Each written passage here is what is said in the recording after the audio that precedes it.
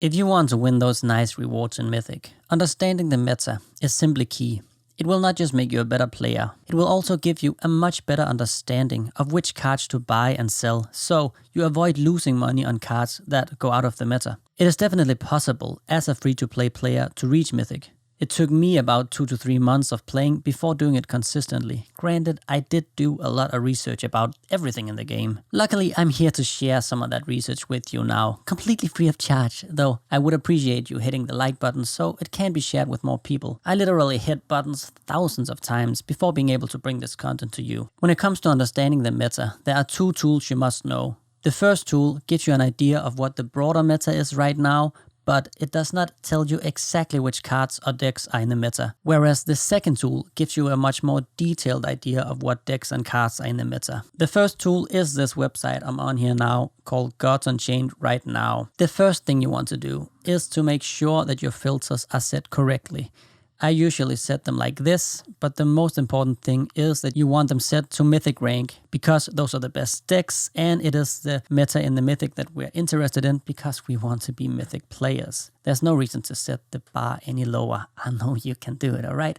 So on this page there are basically 2 boxes you want to look at. The first one is this one and it basically shows you the percent of people playing the different cards and what the different win rates of the cards are. So you can see 30.88% of people are playing Nature right now, 24.78% are playing Magic right now, and so on and so on. Then we've got the percentages here, and it basically shows us that of the 30.88% of people playing Nature, 65% of their games have been won. 55.8% of the Magic games, Magic wins. 62.8% the Death game, Death wins. So you get an idea of their win rates. And this is just very good to get a broad idea of the meta right now. We can very easily see that Nature and Magic is in the meta because most people are playing them.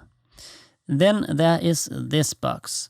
It shows us how good different cards are doing against each other. So if we take a look at Deception, we can see Deception is beating Light more than Light is beating Deception. And if you study this for a while, you can kind of get an idea of which cards are good against each other. Obviously, it is also affected by what types of decks people are playing in the meta. Are they playing aggro decks? Are they playing control decks? It will change. It will not always just be like this. While this box is interesting to look at, it should be taken with a grain of salt because as you see, it's not that many games that it's based on and it can change quite a lot. But if you do study this regularly, it will definitely give you a good idea of the broader meta. Now for the second tool. It will give you a much more detailed understanding of the meta, but it also takes a lot more time, but it's worth it. It uses gudex.com, which you're probably already familiar with. Gudex tracks the stats of every player in the game and shows you what decks they're playing. So first thing you want to do is go to gudex.com, then you want to press the meta button,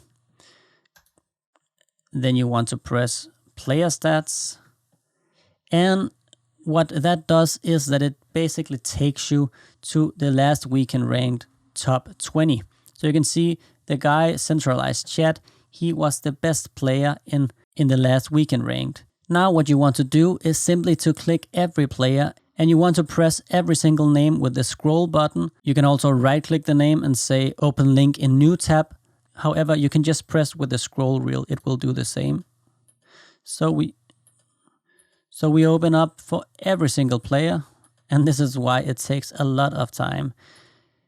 It's not that bad, however, it takes way more time than the other tool, but this will just give you a very, very detailed idea of what the meta is. So when you get to the player page, what you see is that this guy is in Mythic. You can see he has gotten 22 wins this weekend.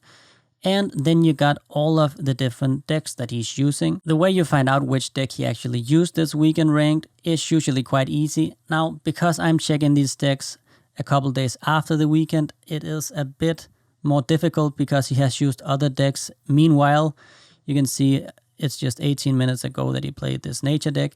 However, just using logic, we can see that this Heirloom Death deck has 46 wins and 9 losses. So it's probably that one. If you want to know for sure what deck it is, you can look at this tab down here and it will show you exactly how long ago that he played with the deck.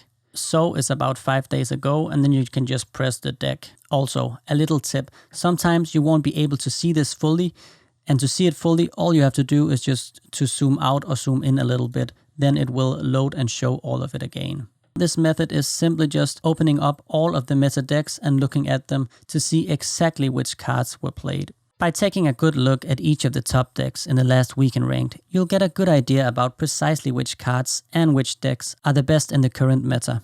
This gives you an understanding of which decks you may want to copy or get inspired by to build yourself a meta deck that can get you a lot of wins in Mythic.